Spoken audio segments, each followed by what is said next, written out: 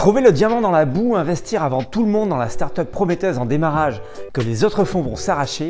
Aujourd'hui, dans le 7e épisode de Takara Drill, on va s'intéresser au Scout Investing. L'industrie du venture capital est ultra compétitive. La bataille pour les bons dossiers d'investissement fait rage. Aussi, pour obtenir les meilleures startups avant leurs concurrents, les grands fonds later stage mettent-ils en place des stratégies de Scout Investing.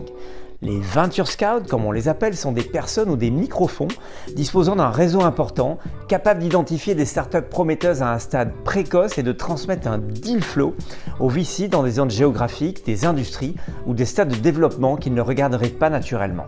Ils volent en dessous des radars et ratissent large. Il y a quelques années, Sequoia Capital a commencé à encourager discrètement les fondateurs de ces sociétés en portefeuille à réfléchir à leurs amis fondateurs qu'ils aimeraient soutenir financièrement. Sequoia les laissait signer des chèques en leur nom pour entrer au capital de ces entreprises et il partageait avec eux les plus-values ultérieures.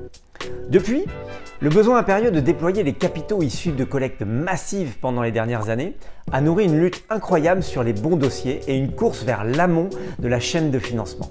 Il n'est plus rare de voir des startups au stade seed entourées de dizaines de relations avec des partenaires de capital risque. Les fonds de VC tentent de s'adapter rapidement en créant des réseaux de fondateurs ou d'advisors, des programmes internes de scouts furtifs, y compris sur des campus universitaires, pour créer une force d'attraction à l'attention des fondateurs. Ce phénomène est lié avec l'explosion des micro-fonds. Les grands fonds de VC investissent depuis longtemps dans d'autres fonds de venture capital, des gestionnaires de fonds seed, afin de s'exposer sur ces fonds plus petits, plus ambitieux, plus rapides, aux meilleurs deals en premier. Aujourd'hui, la stratégie prend de l'ampleur dans un contexte de ralentissement du marché late stage et les grands fonds multistage opèrent une ruée vers le seed.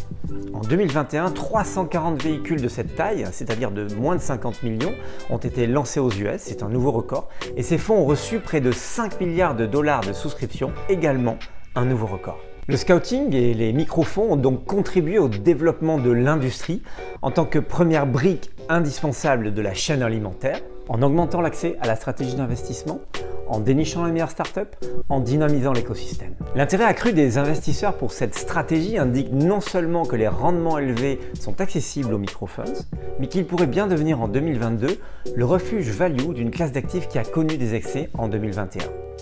Et c'est son côté scout que ces LP apprécient avant tout chez Takara. Scout toujours! C'est la fin de ce rapide tour d'horizon sur le Scout Investing. Si cette vidéo vous a plu, continuez à nous suivre en vous abonnant à la page LinkedIn et à la chaîne YouTube Takara Capital. Takara, bienvenue dans l'économie réelle.